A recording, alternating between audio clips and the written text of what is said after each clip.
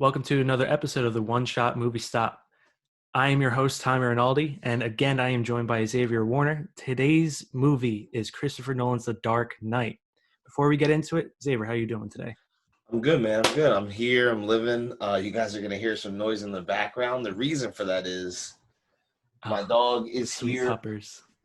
He is going to be playing with toys and doing whatever dogs do behind us.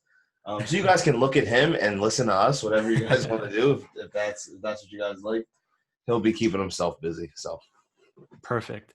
All right. So, like I said, we're doing The Dark Knight. This was from 2008, directed by Christopher Nolan, again produced by Warner Brothers, and again composed by Hans Zimmer, one of the best of all time. We're just coming off of Batman Begins, and because of all the hype after Batman Begins, we get the highest opening of any movie ever, with 158 million the opening weekend. This movie had all the hype going into it. We finally get another Joker after the 89 Batman. Obviously, we grew up with the animated version of the show where we get Mark Hamill, but this is the first time we get to see him on screen, and it doesn't disappoint in any way. But before we get into the rest of the movie, let's hear a short synopsis. I love doing these short synopses, by the way. Good. So we're leaving off after Batman Begins. Things have transpired. I'm not going to give away the plot, but things have transpired in Gotham. Crime has continued to skyrocket, as Gotham does in every Batman show or movie ever. Yeah. That's the whole theme of Batman. There needs to be crime for him to be useful. The Joker comes into town. He begins to slowly take over the different gangs and mobs. Not take over, but he starts to create influences among them between himself. Does some things to stir up some drama. Batman has to figure out who he is, has to figure out what he's doing it for, has to figure out his plan, is everything that he's going through. Batman and Bruce Wayne have a bunch of different things that they're going through throughout the whole movie. We'll talk about it. A lot of the cast from the first movie are back, as well, with some new faces, which you'll talk about in a minute. We have Two-Face, who is Harvey Dent, Two-Face, whatever you want to call him. He comes in he's in the whole movie, but he comes in as a huge part. Towards the end of the movie is where you start to see who he is as an individual character. Your girl dies. Your girl just takes a very, very difficult fall, and we'll get into how she dies and all that stuff. Batman's obviously upset. Harvey goes on a rampage. There's a whole bunch of stuff that happens. I'm just rambling at this point because this movie has so much stuff in it. So let's just get to the breakdown, man. It's crazy. At a 2 hour 30-minute runtime, it's very fast paced, but there's just so much happening. It feels like each scene could be its own short film, essentially. Everything has its purpose. It's an amazing film. And before we get into our overall thoughts, we're going to go into the cast and characters. Returning is Christian Bale as Batman and Bruce Wayne. He gets to step up his role from Batman Begins.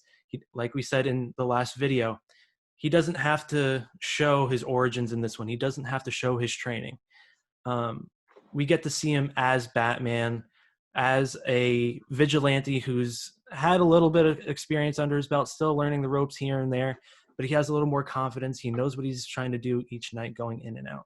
And then we have our two villains, Heath Ledger as a Joker and Aaron Eckhart as Harvey Dent / Two-Face. And we'll get more into them later, but I think these two villains are very good at what they're doing. Perfect. Story-wise, they're perfect foils and parallels between the two, and I think they're amazing. Returning is Michael Caine as Alfred. Again, you get the relationship between him and Christian Bale as Batman. And I forgot how funny some of the lines are that Alfred has in this movie. Yep. He just has this little quips that I love. In this movie, we get Commissioner Gordon, played by Gary Oldman. And again, we get to see his arc coming into Gotham PD and really stepping up his role within Gotham PD and stepping up his role with Batman. Yep. One change that we did have from the last movie is Maggie Gyllenhaal as Rachel. Last time it was Katie Holmes, but Maggie Gyllenhaal comes into this one, still bringing a heart to it, just in a different way. It's an internal conflict for Bruce, and we kind of get to see that play out between her and Harvey and Bruce. And Low key, returning, low key, they kind of look alike. Low key, low key. Like it was like obviously you know the difference, but like yeah, if you were just I guess a random that wasn't a big like movie going fan, and let's say you saw Matt Batman Begins, but you just saw it just to hmm watch the second one, it probably took you like maybe 45 minutes to like really like wait, that's not the same person, is it? Which is especially kind of the way they addressed it. sad. They kind of say that like as soon as she's on screen, that's Rachel. There's Yep. no confusion or anything that they put into the audience's mind. So I thought they handled that really well. And then returning, one of my favorite characters, Lucius Fox, played Morgan Freeman. They give him a little bit more of a role in this one. He has a little more screen time. And again, Morgan Freeman has a handle on this character. Just like Alfred, he has his quips. They have a really good relationship. And he's a good figure to keep Batman under wraps and keep Bruce Wayne at his peak. Hmm. Agreed. As an overall cast and characters, what do you think of this movie? Same thing as Batman Begins. I think the cast is really well put together. I think even finding a replacement for Katie Holmes, I think Maggie Gyllenhaal was a good replacement. She still adds that soft kind of like on-screen touch that Katie Holmes added, and everyone else is great. Aaron Eckhart came in and killed it. So he was like a low-key and unsung hero for this movie, because for this movie to be as great as it is, like the Joker needed someone to, I don't know, I'm trying to think of the word. I needed someone to like mentally break down, and Yeah. and Harvey Dent was the perfect person because he was gonna fight for for the right things in Gotham, but like he says in a very famous quote that we'll talk about in a couple of minutes, like sometimes those things can change.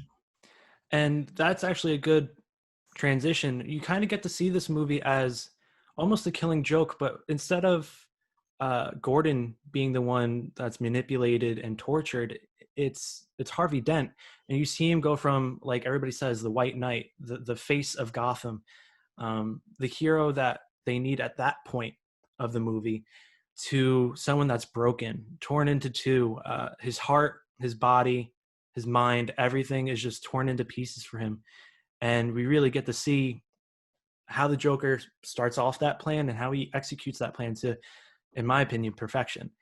I Yeah, think I this mean, movie. Oh, sorry. go, no, go ahead, Continue. go ahead, go ahead. Sorry, I thought you were done. I was trying to go ahead, keep going. You're good. You're good. Uh, this movie, it's near perfect. Honestly, in my opinion, we talked about this off screen and everything. This is easily the best superhero movie of all time. Um, if you don't have it as number one, it's definitely in your top three. And it's because this story is better than any other story that we've seen put to screen for a superhero. It's led by its villains almost, instead of having the superhero as the lead. And even though Joker only has a certain amount of screen time, even though Harvey Dent only has a certain amount of screen time, they really carry the weight of this movie, because we get to see Batman at a loss of words, at a loss of what to do because of these two villains. And that's because Joker is the perfect foil to him. He's the opposite of justice. He's anarchy, he's chaos. And then Harvey Dent and Two-Face is what Batman wishes he could be. He wishes he could be the face of Gotham. He wishes he could be out in the open and just helping everyone as much as he can. But then we see that fall apart and be attacked. What do you think about this movie? I, as you were talking about the villains, you look at the title of the movie, The Dark Knight. Yeah, we think about Batman as the Dark Knight, but like you mentioned how Harvey Dent was the White Knight of of Gotham. He was supposed to Mhm. bring and when he turned into Two Face, he kind of switched his mantra to that of the dark side. Going and killing Mhm. the people that maybe did him wrong. And while he does have maybe some points to it, that he's always said there were dirty cops in Gotham, and he was always trying, and they kind of set up his girl to get killed, whether they knew it or not. That's a conversation for a different day. But you kind of see him going from the White Knight to the Dark Knight, and as a villain, he was as much influential as Batman was, if we're really going to look at it. And Joker was probably not probably was way more influential than both of those people. But it's crazy how you can make the film all about the villain, a la Avengers Infinity War, like that type of theme, and it come off as such a good superhero movie, because usually we don't vibe with the villains. You know, like when we were younger, you couldn't tell me a villain that I liked. Like I was, I was Yeah. like, nah, that superhero needs to win. Like I need Spider-Man to be like. But now as you get older, you start like, oh well, I mean, they did kind of set up his girl to die. Like you know, Yeah. I don't blame him for that. Like he does want to like cut the resources because he thinks that people are, you know, I'm talking about Thanos thinks that, you know, there's going to be a not an abundance of resources for people to use. Like there is some validity to it, but just being able to have a superhero movie be villain themed was, it just makes it that much better in my eyes. Yeah, I totally agree with that. And you get to see Joker carry out his plan, and it's honestly impeccable. And it's something based on what he says is chaos. And he's trying to make people see that the order that we have in Gotham isn't good. It's not perfect by any means. And by introducing chaos, that you'll see that how corrupt everything actually is. Mhm. So it's almost coming from a good place in his mindset, and he gets to portray that throughout the movie. And like we said in our last review with Batman Begins, a good villain is someone who believes that they're right and will do whatever it takes to show that they're right. Yep. And a Joker is just a perfect example of that. We get to see Harvey struggle with fairness and law and order and everything like that because he wants to do everything by the book. But as Joker comes in, you see him become more corrupt. You see Batman become more corrupt. Mhm. And you kind of get that inkling when Harvey has his coin, obviously, and it's a double-sided head coin. There's no heads or tails. So he thinks he's choosing his fate, but it's always on his side. He's always in control. And I think control is a big theme within this movie of, depending on the scene, who's in control, which villain is in control, which hero is in control. And I think it's really interesting to see. I agree. I agree 100%. To continue with that control theme, I think we get to see it in some really big scenes, like the interrogation scene. We get to see it with when Harvey gets his hands on the person that shot Gordon, and it says Rachel Dawes on his name tag, and you start to see him lose control, but try to gain it by flipping the coin and Mhm. all the things like that. And then Batman comes in to save the day and kind of put into perspective where Harvey's going towards. And Mhm. I think it's really interesting. Um, we've been talking a lot about the villains. I think we should get a little more in depth about these villains. And Heath Ledger as the Joker, he won his Oscar posthumously. A lot of people were upset going into him being cast as the Joker because he was seen as this rom-com kid, honestly, and no one knew that he could take it to these dark, dark depths. He has that Tom Waits gravelly voice. If you listen to interviews of Tom Waits, who's a musician, they sound exactly the same. He hand paints Yeah. his own makeup. You see it under his fingernails and everything throughout the movie. He gets that lick on his lips because of prosthetics on his face. All these things are becoming the character. And even those scenes where he has a cop hostage or the anchor hostage, those are self-filmed by Heath Ledger. He wanted to be a director. He had aspirations of doing that, and they actually kept his footage because he was so good at what he was doing. Wow. I didn't know that. I highly recommend watching the documentary, I Am Heath Ledger. It's a very, very good documentary that kind of goes into the thought process behind Where can I everything. find it at? I saw it, I YouTube? believe, on Amazon Prime. I Okay. could be wrong about that, but Okay. um, and a lot of people said he was in a hotel room for 6 months during this and trying to get into the mindset. But Michael Jai White, who plays one of the mob criminals Bronze within, Tiger, right? Does he play that character? Is that yes, what it is? Probably, yeah. um, he was in an interview saying that Heath Ledger in between takes was cracking jokes and all this other stuff. He wasn't weighed down like everybody really thought he was. Um, And it's actually really interesting to see that he had so much fun within this dark character, and he really loved the craft that he was doing. And I think to that point, the Joker loves what he's doing. Joker throughout this entire thing is having fun trying to mess with people. He knows who Batman is, but he's not willing to give that up because he wants to play with him. He wants to, it's a symbiotic relationship between the two that once they find each other, they can't live without each other. And that's mhm, shown throughout comics and everything like that.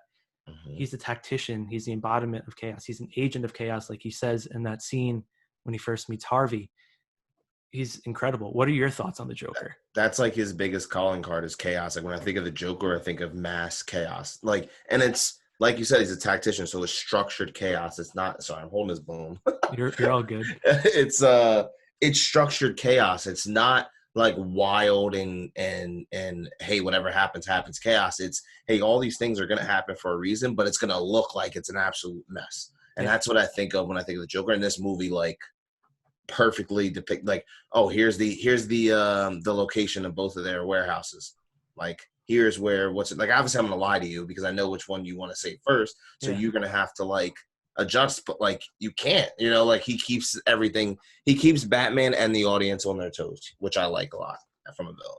And that's something that you get with the whole my origin is a multiple choice thing, where he talks about this, how he gets his scars, and it's always a different story. Mm-hmm. And we get it 2.5 times because at the very end when he's trying to tell Batman, he gets cut off. But it kind of shows that you don't even want to know why he is the way he is. He's more of an entity than he is a person at this point. And I think it's really interesting to see. And then on the other side, you get this very human character within Harvey Dent, who's the new DA of Gotham City. And he's playing everything by the books. He's trying to be a good lawyer. You see him, in my opinion, which is a little bit cheesy of a scene where he's in the courthouse for the first time and disarms the guy and all that other stuff. But it's to show how straight and narrow Harvey Dent actually is. And then we see him break because of the Joker and because of what happens to Rachel. How did you feel about Harvey and Two-Face within this movie? Like I talked about earlier, I think Harvey was a great compliment to the Batman Joker kind of rivalry, which is this movie kind of got a sneak peek at it, which would have probably been over a longer amount of movies if, obviously he would have stayed alive. But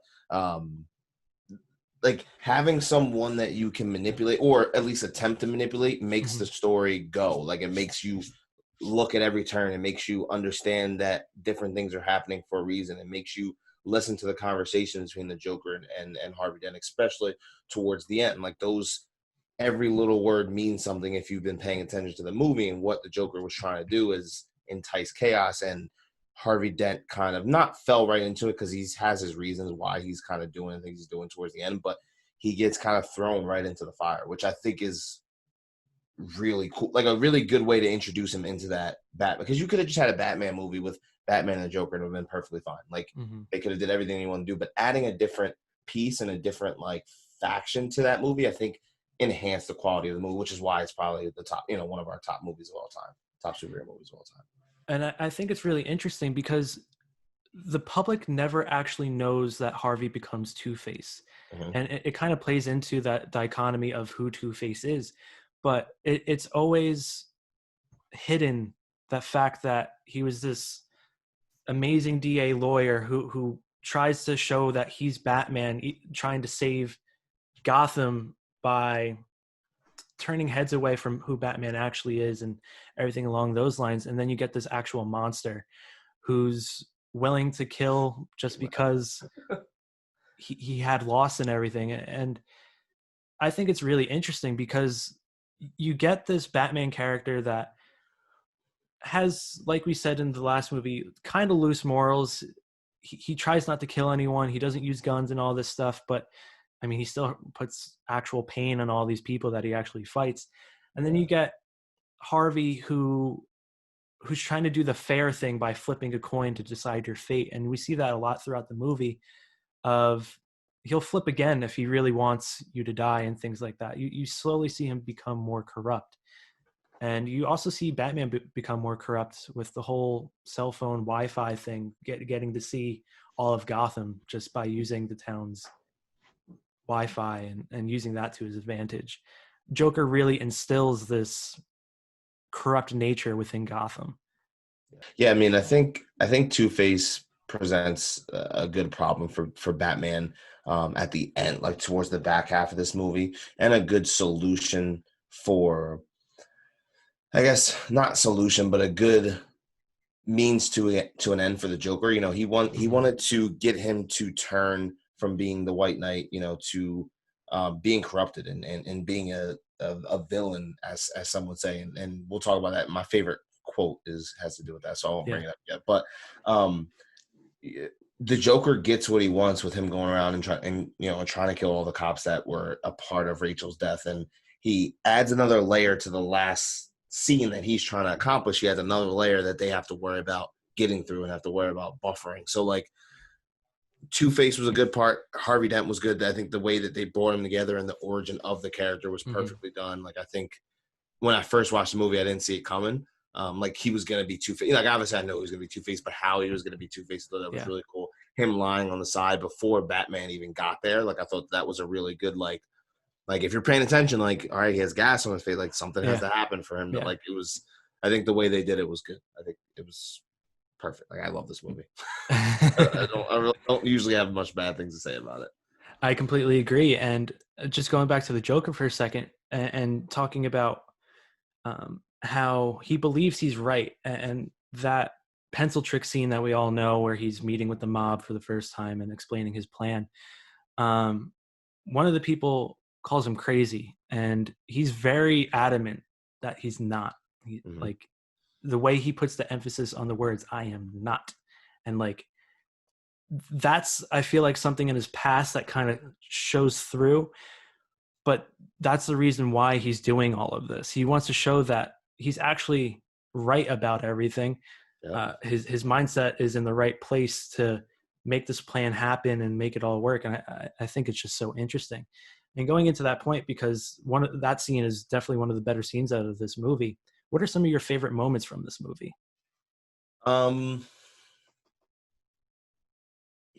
I like the scene when Christian Bale is going to dinner with the Russian model or whatever Swedish model, whatever she is, and ballerina, and he pulls up to the dinner and knows that they're gonna be there. Obviously, like he's Batman, like he knows everything. So, and he pulls up and he probably just bought the hotel this morning. Like he probably just like saw their reservation, like, oh, I need this hotel. So he's like, hey, pull these tables over, and Harvey's like, hey, I don't think we can do this. This is the first time they meet. Or the first time that is the first time that they actually speak to each other. A conversation. Actually have a conversation on screen.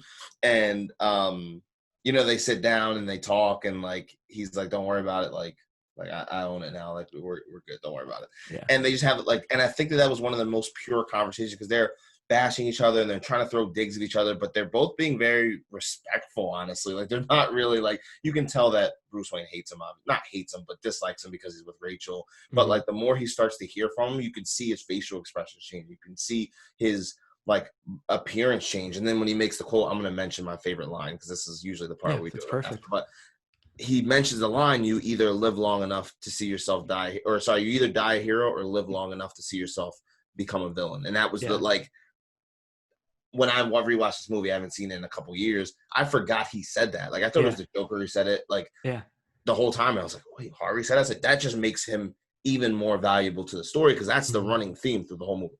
Like, it's pretty much like the thesis of the movie. Yes. Like, literally, from Harvey Dent's side to Batman's side, to, like, that's literally what the movie is about, which is really awesome. The first time they have that moment, or they have that clip, is when they first meet each other with Rachel there in between both of them, and the other girl, we're not even worried about her, but like it's crazy that, and those are the two people that affects throughout the length of this movie. So like, as people who like film and as people who break down, like, that was so awesome. As like a casual moviegoer, like I would never like think of that stuff because I'm just going to watch it, but like I'm annoying and weird and I like to pick apart every single thing. So like I'm like, wow, that's really cool the way they did that, and then transferred to that later. Like I thought that scene was probably my absolute favorite moment in the movie, just because of how much like weight it carries. It carries a ton of weight, and it's very much a Christopher Nolan line. I mean, if you've seen the rest of his movies, you kind of know there's that one line that kind of gives you the hint of how everything else is going to happen, and you don't realize it either until the end or until a second watch. And again, it's an amazing moment. We'll go back and forth. One of my favorite scenes is the interrogation scene. Something I said earlier is that switch of control. And within this one scene, you see the control from Gordon, you see the control from the Joker, and then Batman using maybe his greatest weapon, which is his strength, tries to gain control over the Joker, who seems to have the mental Capacity. control at this point right now. And the camera even does it itself, where we're moving around them and it's high and low angles. The angles are a little tilted and everything like that as certain things happen. And I think it's really interesting that you kind of get to see Batman fall apart. And this is also where you get to see the Joker making sense. And I think that's why it hurts Bruce as Batman to hear what he's saying, because everything he's saying has some truth to it. And he's trying to justify that he's not like the Joker, but in actuality, they're very close to each other. It's just one And thing. Yep, one thing. yeah, it's so interesting to see how Heath Ledger just like took hold of that scene. He's really what makes that scene. He says, "You complete me." Like, he doesn't want to kill him. He just wants to have fun with a friend, it sounds like. Yeah. And I think that's such an interesting way to go about these characters that we've known so well for so many years, and making them almost the same person with different goals. And the scene does it perfectly. Yeah, I agree. 100%, I agree. What's your other scene, if you have another So one? I like I have one more scene. I like the Lucius and I guess it was Bruce Wayne scene. Mm-hmm. The one you were talking about earlier when he has access to Gotham's entire telecommunications, Mm-hmm. Wi-Fi, whatever. And Lucius is very adamant, like, listen, if this is gonna be here, I'm not gonna be here. Like, he holds his ground, he stays strong, and is the technological person we need Mm-hmm. in Batman's life, and Batman knows that, and he's not stupid. So obviously and Batman knows the morality behind this, but at that moment, the Joker was public enemy number one. Like, whatever the Yeah. Joker's plan was, whatever the thing, that was number one. Batman didn't care about anything else. Listen, we're not using it on regular citizens. We're not spying on people. This is for the Joker. Mm-hmm. But he obviously doesn't tell him this, but this is for the Joker. That's it. And he says, type your name in at the end, and that's it. He doesn't say this is gonna happen. He doesn't say and it'll be destroyed. He just says, hey, just type your name in at the end. Like, don't worry about all this other stuff. Just type your name in. And at the end of the movie, now this is obviously a two-parter because I have to go to it. At the end of the movie, you see him type his name in, and he's like, you just see like a little smirk, like, okay, like Bruce Wayne Trust is there. like, he's the guy. Like, he understands what he needs to do in certain moments, but he understands the morality of human life, of not taking things for granted, not taking over people's, privacy. And that's really important to the character of Batman. Now, obviously we know this is a trilogy, but if this movie went on for 4 or 5 movies, we would have saw his morality be questioned in other movies, right? We would have saw, like, it would have been, Christian Bale would have made that little scene or that little, little concept of Bruce Wayne's life more of a forefront, which I thought was really, really cool. Yeah, and it's interesting to see like what they could have really done with future movies and everything like that, and we'll definitely get into that as we wrap everything up. Another scene I really enjoyed is when Joker meets Harvey for the first time in the hospital. Harvey is infuriated with what happened to him, what happened to Rachel. He knows it's the Joker's fault, and Joker just plays it like, I'm trying to help you. I'm here to make you a better person. I'm here to create the Gotham that we both think Gotham could be. And it's kind of flipping everything in its head. And like I said with the previous scene, Joker's always in control. He gives Harvey the gun and everything like that. And he has his hand on the thumb on the hammer with his thumb of the gun and everything, giving Harvey the chance to shoot him. But if he pulls the trigger, he's holding on to the hammer that would actually let the gun be used. And it's so interesting to see how smart the Joker really is and how tortured Harvey is at this point, because this is the moment where he's like, all right, I'm doing whatever I want. I don't care about what's fair. I don't care about who I hurt. I have my motive. I'm going out and destroying the world. And that's because Harvey trusts the Joker and what he's actually doing. And then we get the infamous scene of him walking out of the hospital, and he's still in character, and the thing doesn't blow up behind him. They don't cut cameras, and he's like, it's perfect. It's everything about that scene just shows what the Joker could be and what the Joker has put into plan, and everything is going, even though it almost feels like happenstance, it's all according to plan, and it's so interesting to actually see. The only one thing that I could say that people can say about this movie is, how did this man get in the back of the school bus? Like, no one saw him like walking out just as the Yeah, bombs are going off. They're like, "Oh my god, hurry up!" Like they just were yeah, watching him walk like that, fix the detonator. Like, yeah. come on, Christopher. There's They two could have just instances had like of a random that. I think bomb. it's that scene and the very first scene where we actually get to meet the Joker, Yeah, where he's just driving out of the bank with brick and everything falling off the bus, and everything's just perfectly fine. And those were really like the two weird maybe they were parts of the movie. maybe they But were putting there as like gags for like people to critique. You know what I'm saying? Because then that yeah, gives people something to talk about. I yeah, can see filmmakers definitely do that 100%. yeah, on purpose. I mean, everything that they do on the movie in the movie is usually on purpose. So Yeah. I wouldn't be surprised. But now going into the next section, we'll go into favorite lines. You mentioned one of yours earlier, so I'll kick this one off. And it's right after the truck is flipped, after we get to see the Bat Pod in action for the first time, which is honestly one of the coolest vehicles of all of movies and TV. Hmm. And Joker comes out of the truck. Batman's coming the other way. They're kind of playing chicken for the second time because the first time was with the truck. Now it's outside the truck. And he's saying what every college kid wish could happen on campus so they get free tuition. And he's saying, hit me. Any car, any bus, Hit me, anything. please. But it's also to show that this guy has no fear.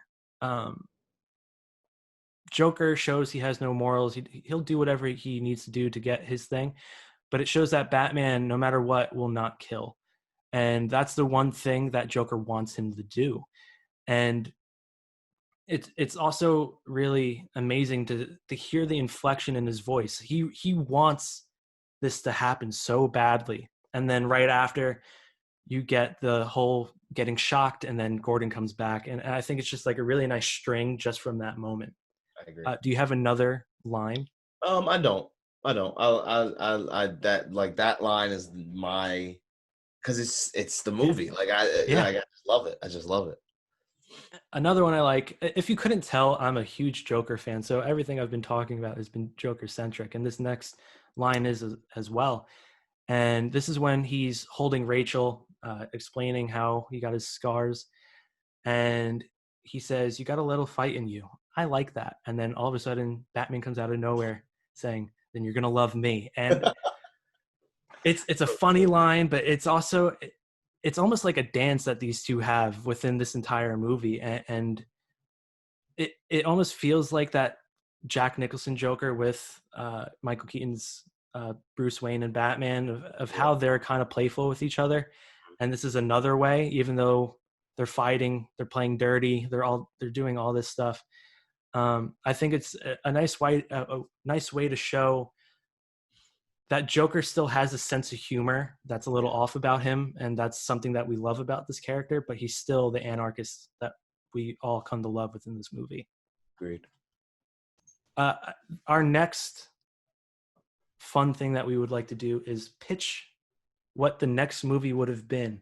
Ooh. So, with Heath Ledger passing away, sadly, we didn't get to have him in the next movie like Christopher Nolan originally wanted, and then he makes Dark Knight Rises with Bane as his main villain.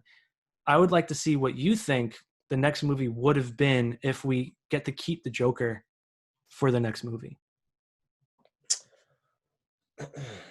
I think we could get, so okay, so I'm gonna pitch a movie for you. Do you watch what's the YouTube channel? I feel like you would watch this. Hold on, I gotta, do you watch New Rockstars on YouTube? Yes. Okay, so they do this where they talk about film theories and they give out like those things. So I really like I watch all theirs, so it's like Yeah. really funny when they come up with theories. So I'm gonna come up with a theory inspired by them, just like a off the wall theory, not Okay. like maybe not realistic. So if the third Batman was, let's say, kept the same thing, Dark Knight Rises, right? But it was like fully like a full out mob war. Like Mm-hmm. Joker has control of everything. Like everything in Gotham, everything like on the dark side of Gotham. Yeah. And like it's just all the mob wars going up, all the mobs trying to take on the Joker, trying to get their territory back. Batman going on the dark side, continuing his kind of theme in at the end of the Dark Knight, where he's kind of like, uh, I was gonna say he's kind of a vigilante. He is a vigilante. I'm an Yeah. idiot, guys. I'm an idiot, okay? But he takes on more the persona of a vigilante. Like there was a Mhm. certain point in those movies where they were kind of like, oh, Batman, cool, like we're cool. So let's just say he's like negative Batman. He's not like really, Yeah. he's not really allowed to be out there like that. And Batman joins up with some of the mobsters to help take down the Joker. Like, and you can add in some new Batman characters. And I'm not a huge Batman fan like that, so I don't know all of his rogues gallery. But like, you could just add in, different mob. You can add in different people from his rogue galleries to assist from that mob. You can add in Mr. Freeze. You can add in Poison Ivy. You can do little stuff like that just to incorporate them in the movie. If he only wanted to do a trilogy, let's say we kept it at a trilogy, then you can kind of add in those people so that you can hit those targeted demographics. If you have Poison Ivy, you obviously get, if you have Poison Ivy as your secondary villain, you obviously get more women who watch the movie. If you use an African American villain, you're obviously going to get more African. Like that's just the concept of life. So you could add in those different frames to get more people to watch it. And you're going to have 2 movies to build up from it. So you're going to make stupid money on The Dark Knight Rises with the Joker as like the lead person. I think that would be really interesting. And I think if you have someone like an Oswald Cobblepot coming in and being a mobster and all this stuff and trying to work his way towards mayor, kind of like they did in Batman Returns, I think that would be a really fun juxtaposition of he's helping Oswald and the Penguin and all this stuff trying to defeat the Joker, which actually creates his rogues gallery, which is the Penguin. And then we get to see how that kind of branches out. If it was more than a trilogy, I think that would be really fun to see within that universe. Yeah, I think you can make like a kind of like everything in Gotham has a sacrifice. So yeah, Batman wants to take down the Joker, but like you got to play dirty sometimes. Just like the cops, just like Gordon, he has to play dirty sometimes. Just like Dent, he had to play, because the villains and the bad guys don't play fair. You have to play dirty a little bit to be able to, and you have to play morally dirty. Obviously, you don't want to do anything that's going to affect your morality. But I think it would be a good juxtaposition to find Batman fighting and Batman and Bruce Wayne fighting between the two. Like, should I, like the same people he's, trying to defeat on a regular basis, now he's joining up with to take down this guy who's caused so much. And we can, it could be fast forward 5 years from The Dark Knight Rises, and he's been causing terror, just all throughout. And, you can even have the Joker, you can even have like Robin die in one of those, what I'm saying? Like, Tim Drake or whatever, whatever you want to do, you can do it. You can change the character, you can adjust things, and you can have, like, I think that would be really, really cool, honestly, in my opinion. I would like to see Christopher Nolan's take on everything, because as much as his work was influenced by the comics, he never really stays straight to one comic. He kind of he pulls a little bit from everywhere. He makes it his own. He makes it more into a crime thriller instead of a straight panel for panel type thing that someone like Zack Snyder would do. Yeah. And I think that's really the distinction between the DCEU and the Nolan trilogy universe that we have, is they're making a story before they're making the characters. And I think that's really important. Instead of just taking these characters and these panels that we all love, they're making a story and building the characters around that. And I think that's really interesting. And bringing in all these different characters, I think that would be a great way to do it. Agreed. You watched Gotham, right? On Fox? Yes, I've watched the first 2 or 3 seasons.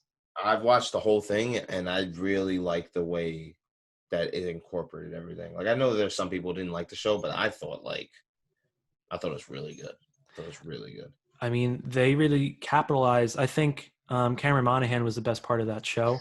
He's a beast. As soon as he was introduced as Jerome, the story just picked up. Everything. Away from Fish Mooney, getting away from those lower level people that we come to know and love from that show, and really giving weight to the new Joker, giving weight to Oswald Cobblepot, giving weight to Edward Nygma and all this other stuff. Poison Ivy 2 came in, and I like the way. Oh, you probably didn't see that yet. Sorry. No, I don't know if I'll ever finish it all the way through. I think you should. If you have free it got time. very corny at a certain point. It picks up in the last season. The last season is very, very good. Yeah, I mean, just for Cameron Monaghan's performance, I would want to see more because, He's again, I think he controls that whole show. well, the last 2 seasons, he's like integral, and so like you're gonna get Yeah. a lot of him. Pretty much every episode, you're gonna get a lot of him. So I would check it out if you have time. All right, I'll take All that right, recommendation. Tommy, what's your pitch now, man? What is your pitch? I'm excited to hear because I see you type some stuff, and I'm like, all right, I want to hear him explain it because I want to be Yeah. locked into it. So we haven't really got to see a Batman that's the detective that we all know and love.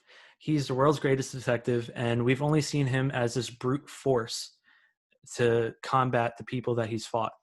And another thing that we kind of got within this movie is the introduction of Mr. Reese. And Mr. Reese kind of sounds like mystery, and that could be our new Riddler.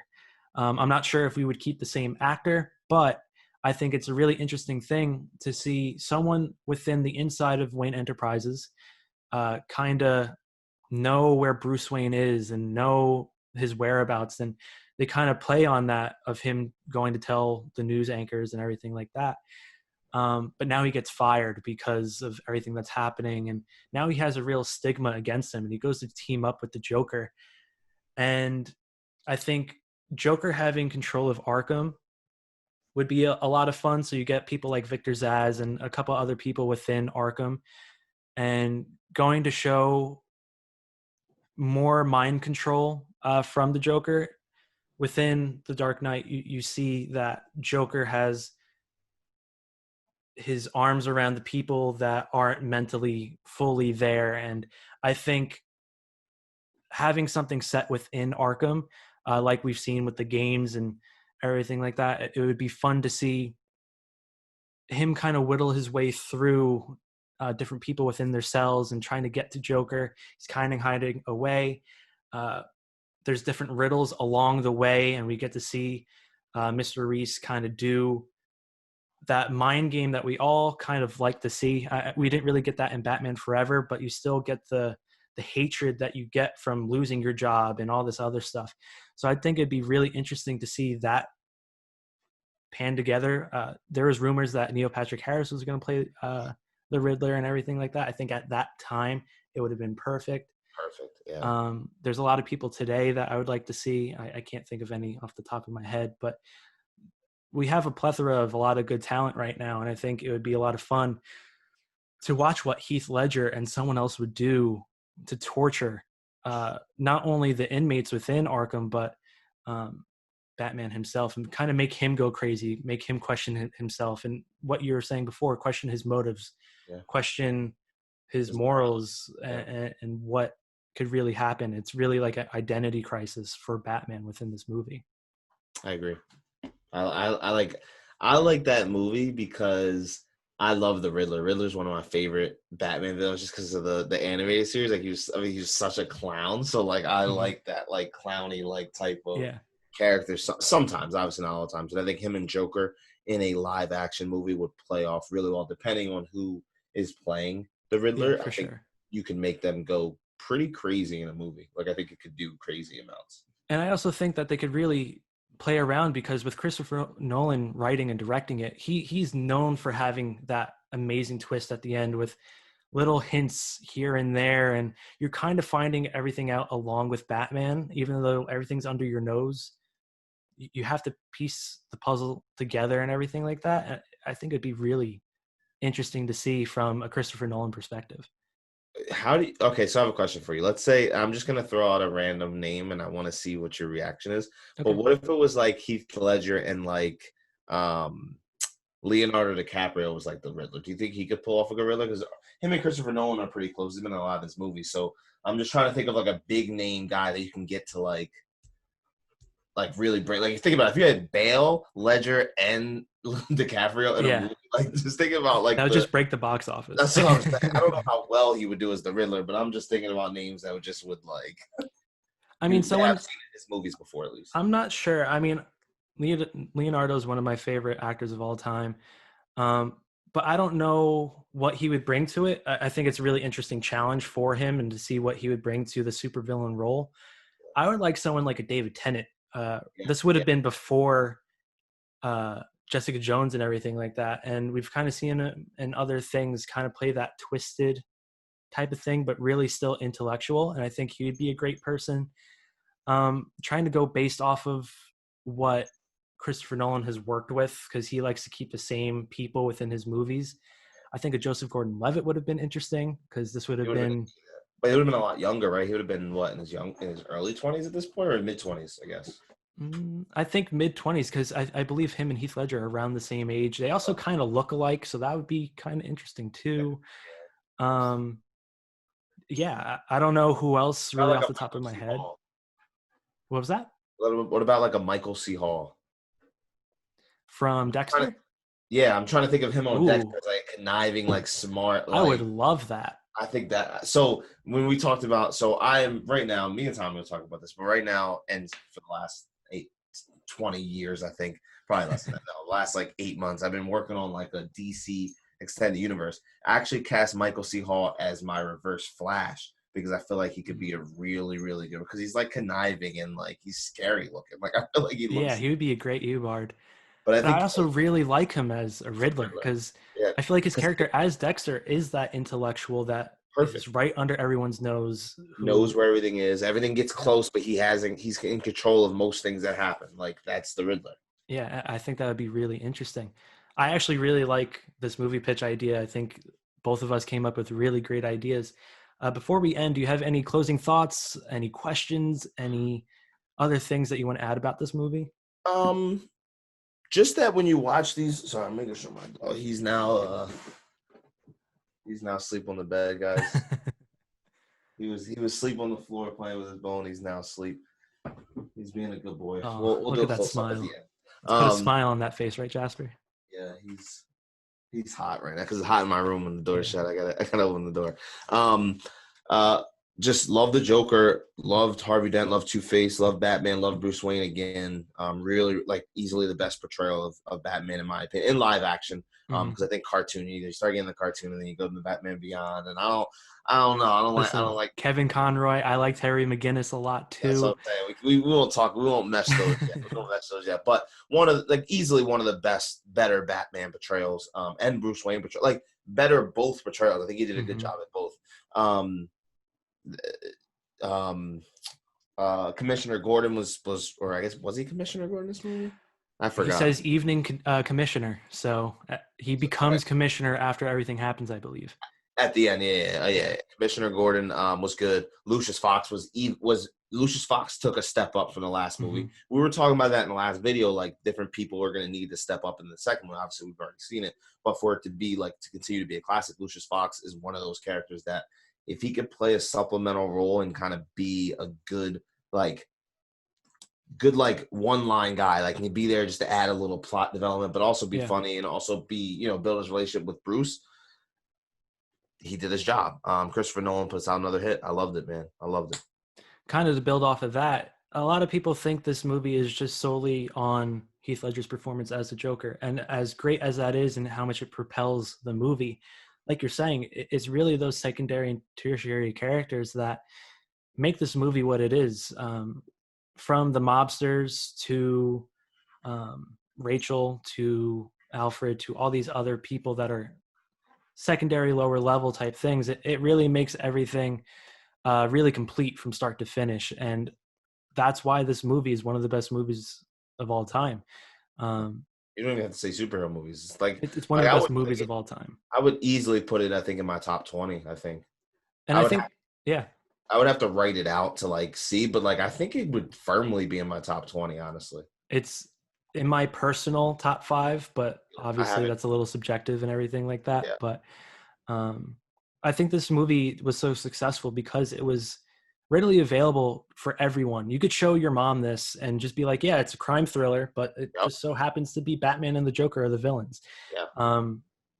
You still get that mind game. You still get that mob manipulation that a lot of people come to love from movies like Goodfellas and everything along those lines.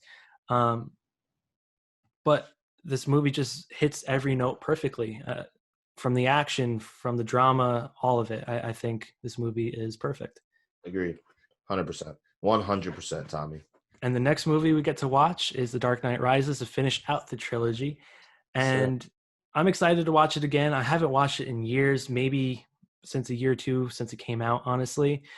And I'm happy to revisit it. It's Batman's finale. We get to see his entire livelihood as Batman within the Nolan universe, and I think it's going to close up well, like the rest of these movies have.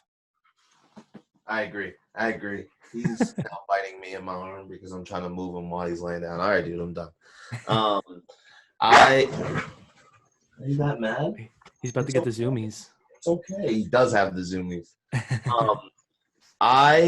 I haven't seen the third Batman movie since, I would say since like a year or two after it came out, maybe. Like I haven't seen it in a while, so like I'm really excited to like think. I don't remember if I liked it or not. Like I don't remember if I like really liked that. I probably enjoyed it because I love superhero movies, but I don't know if it was good. So I'm gonna find out next week.